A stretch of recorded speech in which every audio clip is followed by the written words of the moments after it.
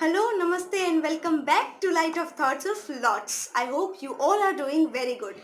Welcome back because इस वक्त आप देख रहे हैं मेरी series basics of stock market का episode number 2। Episode number 1 already मेरे चैनल पे अपलोडेड है। अगर आपने नहीं देखा है तो पहले जाके उसे देख लीजिए ताकि आपको इस वीडियो को देखने से पहले और ज़्यादा क्लैरिटी मिल जाए। और अगर आपने वो वीडियो ऑलरेडी देख लिया है तो thank you so much and welcome to the second episode of the same series. तो इस एपिसोड में हम बात करने वाले हैं कि क्यों लोग स्टॉक मार्केट में इन्वेस्ट नहीं करते हैं and what is stock market. इस कॉन्सेप्ट को हम आज थोड़ा क्लियर करेंगे इस एपिसोड में। तो without wasting any further time let's get started. So the reason why people don't want to invest in stock market, though उनके पास पैसा होता है but they want to play safe with their money, is number 1 lack of knowledge.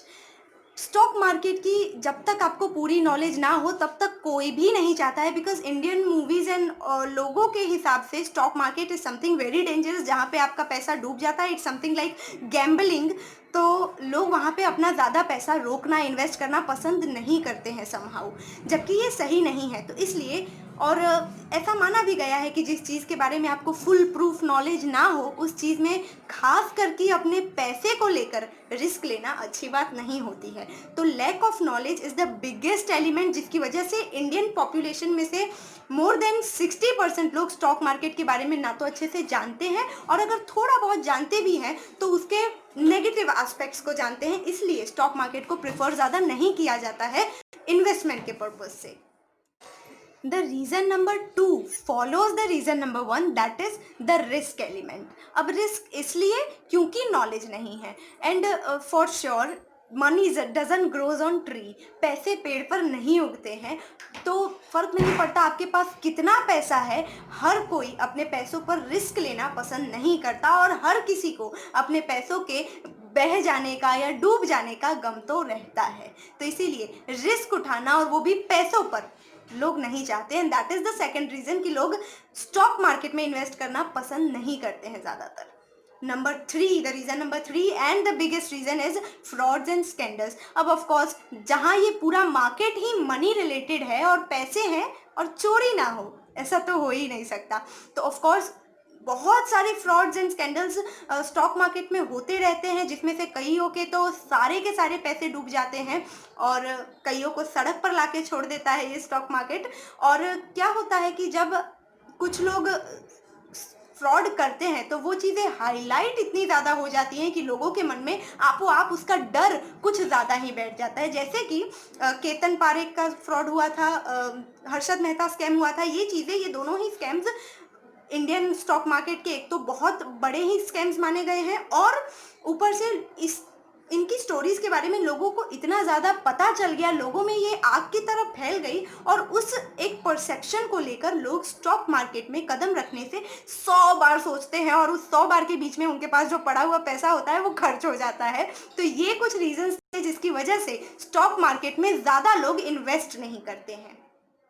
लेकिन अगर आपको पैसा कमाने के साथ साथ पैसा बनाना है तो उसकी सिंपल टेक्निक है कि आपके पास पड़ा हुआ पैसा भी आपके लिए कमाए, कुछ ऐसा करो। और वो कैसे हो सकता है? इन्वेस्टमेंट से।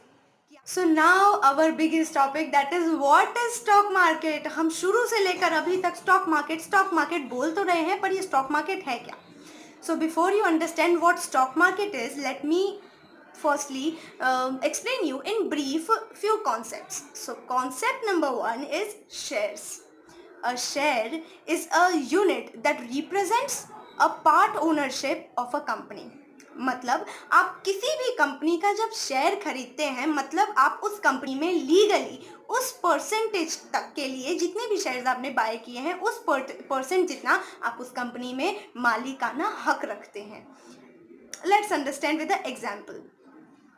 सपोज कंपनी एक्स है एंड कंपनी एक्स के टोटल कैपिटल, कंपनी एक्स पूरा एक लागत कह सकते हैं, कैपिटल जो अपने बिजनेस में इन्वेस्ट कर रहा है, अपने बिजनेस से जिससे वो अपना बिजनेस रन कर रहा है, वो है 100 रुपीज़।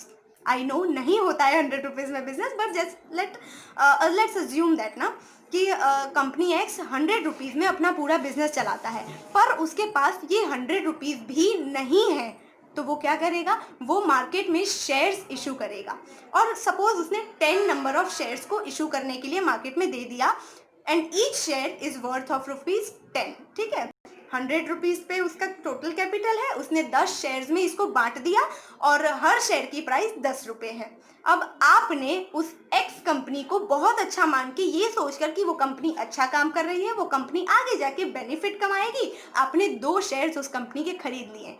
जैसे कि हर एक शेयर का प्राइस 10 रुपीज़ था और आपने 2 शेयर खरीदा है, मतलब आपने टोटल 20 रुपीज़ उस कंपनी में इन्वेस्ट किए हैं। उस कंपनी का जितना भी टोटल कैपिटल है जिससे अब वो कंपनी बिजनेस करेगी, उसमें से 20% आपके पैसे उसमें इन्वेस्टेड हैं, ठीक है। अब अगर सपोज कंपनी एक्स बहुत अच्छा बिजनेस कर लेती है और फ्यूचर में वो बहुत अच्छा प्रॉफिट भी कमाती है, तो जितना भी प्रॉफिट वो कमाएगी उस प्रॉफिट में भी आपका उतना हक होगा। और सपोज वो कंपनी बंद भी हो जाती है तो भी उस कंपनी में आपको उसके पर्सनल सारे असेट्स और एवरीथिंग सब सेल करने के बाद आपका जितना भी इन्वेस्टेड हक होगा वो आपको वापस भी किया जाएगा। तो इस तरह से आप शेयर्स जब किसी भी कंपनी का खरीदते हैं, मतलब आप उस कंपनी में उतने परसेंट के मालिक बन जाते हैं, ठीक है। अब भले आप रिलायंस का शेयर खरीदे, TCS का शेयर खरीदे, तो आपका लीगली उसमें मालिकाना हक माना जाता है, भले ही वो 0.0001% ही क्यों ना हो, पर हाँ आपका उसमें हक होता है अगर आपने किसी भी कंपनी का शेयर खरीदा है।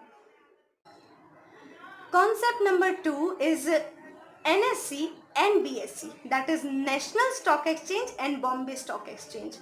अब मान लीजिए कि जैसे स्टॉक्स हैं जिसे हम खरीदते हैं या बेचते हैं शेयर्स को, तो ये दोनों NSE और BSE उनके 2 पर्टिकुलर दुकान है जहाँ पे आप जाके किसी में भी आप जाके स्टॉक्स को खरीद या बेच सकते हैं, ठीक है। ये दोनों ही जगह NSE और BSE मिलकर stock market, Indian stock market create करते हैं। ये इंडिया के 2 स्टॉक मार्केट्स हैं जहाँ पे आप स्टॉक एक्सचेंज कर सकते हैं। तो स्टॉक मार्केट ऑब्वियसली ऐसी जगह नहीं है जहाँ पे आप फिजिकली जाके ऐसा कहेंगे कि मुझे स्टॉक्स खरीदना है दे दो या मुझे स्टॉक्स बेचने हैं। नो, इसे आपको इलेक्ट्रॉनिकली हैंडल करना होता है, अपने PC, लैपटॉप, मोबाइल से आप इसको हैंडल कर सकते हैं। अब इसको हैंडल करने के लिए आपको नेशनल स्टॉक एक्सचेंज या बॉम्बे स्टॉक एक्सचेंज में से किसी एक के रजिस्टर्ड इंटरमीडिएटरी, जिसे हम स्टॉक ब्रोकर भी कहते हैं, उनके थ्रू आपको स्टॉक्स को खरीदना या उन्हें बेचने का हक होता है। अब बात करूं अगर मैं NSE यानी कि नेशनल स्टॉक एक्सचेंज की, तो उसके पास अभी अराउंड 1600 कंपनीज रजिस्टर्ड हैं देश की। और बात करूं अगर BSE यानी बॉम्बे स्टॉक एक्सचेंज की, तो like on an average 5000 companies Bombay stock exchange में रजिस्टर्ड हैं। आप कभी भी इन दोनों में से किसी भी एक जगह पे जाके किसी भी एक स्टॉक एक्सचेंज को प्रेफर करके आप वहाँ पे किसी भी कंपनी में अपना पैसा लगाने के लिए मांग कर सकते हैं, ठीक है। कॉन्सेप्ट नंबर 3 है SEBI, SEBI, securities exchange board of India.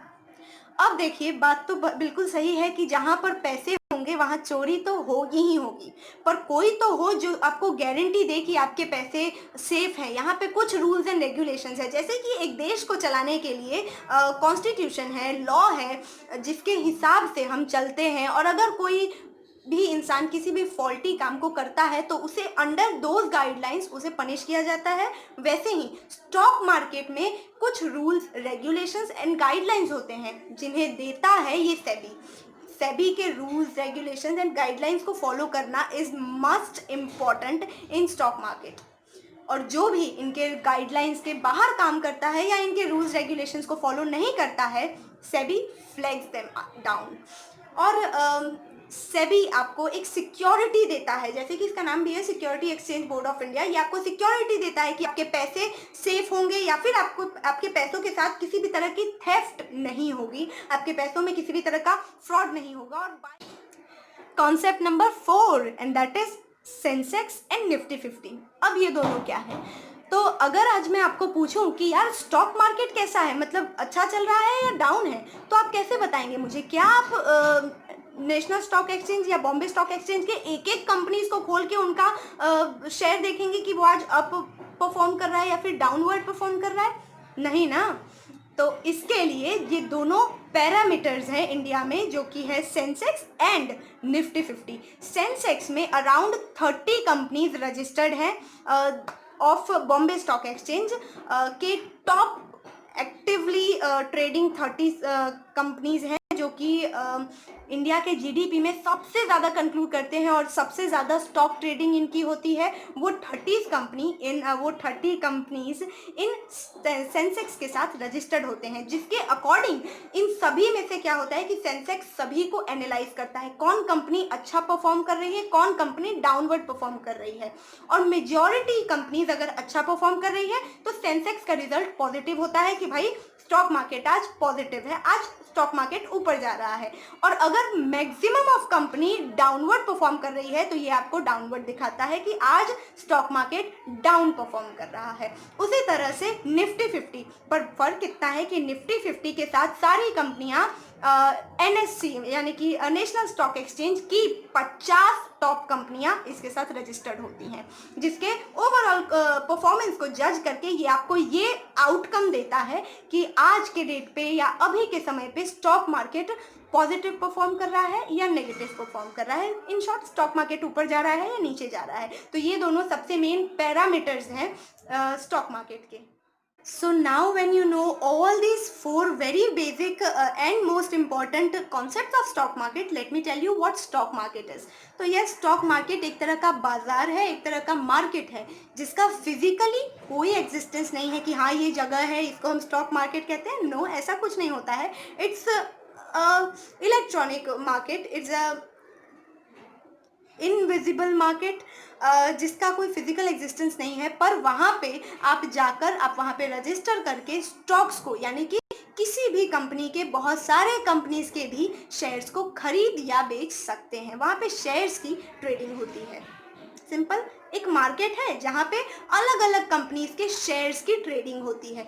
अब क्यों ये कंपनीज शेयर्स इशू करवाते हैं मार्केट में, क्यों कंपनीज को ज़रूरत पड़ती है शेयर इशू करने की कि भाई हमें पैसा दो, हम आपके पैसे से बिजनेस करेंगे, या फिर क्या मतलब पूरा फंडा है, क्या सीन है, कैसे काम करता है स्टॉक मार्केट। तो वो है हमारा third agenda, that is how does stock market works, जो कि मैं आपको बताऊंगी हमारे इस थर्ड एपिसोड में। तो उसके लिए वेट कीजिए एंड आई होप आपको ये वाला एपिसोड अच्छा लगा हो, सेटिस्फाइंग लगा हो क्वाइट। और अगर हाँ तो फिर give it a big fat Thums up and मेरे चैनल को सब्सक्राइब कर दीजिए लाइट ऑफ थॉट्स को। एंड अगर सब्सक्राइब किया हुआ है तो एक बार फिर से बेल आइकन को चेक ज़रूर कर लीजिएगा, ताकि जो थर्ड एपिसोड में इसका अपलोड करूँ तो आपको इसका नोटिफिकेशन सबसे पहले मिल जाए और आप उसे मिस बिल्कुल भी ना करें। आई होप आप इस सीरीज़ को एंजॉय कर रहे हैं। अगर मुझसे कोई भी गलती हो रही है, आई अज्यूम कि शायद हो रही होगी, तो उसके लिए मैं आप सभी से क्षमा चाहती हूँ, मुझे माफ़ कर दीजिए। कोई भी सजेशन आप मुझे देना चाहते हैं तो कमेंट सेक्शन में जाके कमेंट कर दीजिए। एंड हाँ, वीडियो को लाइक करने में कंजूसी मत कीजिएगा प्लीज़, तो बिकॉज दैट मोटिवेट्स मी। तो आप नहीं चाहेंगे कि मैं डिमोटिवेट हो जाऊं, तो प्लीज़ वीडियो को लाइक कीजिए। एंड अगर आप चाहते हैं कि और लोग इस चीज़ के बारे में जानें तो प्लीज़ इस वीडियो को शेयर भी ज़रूर करें। तब तक के लिए अपना ध्यान रखें। जय हिंद।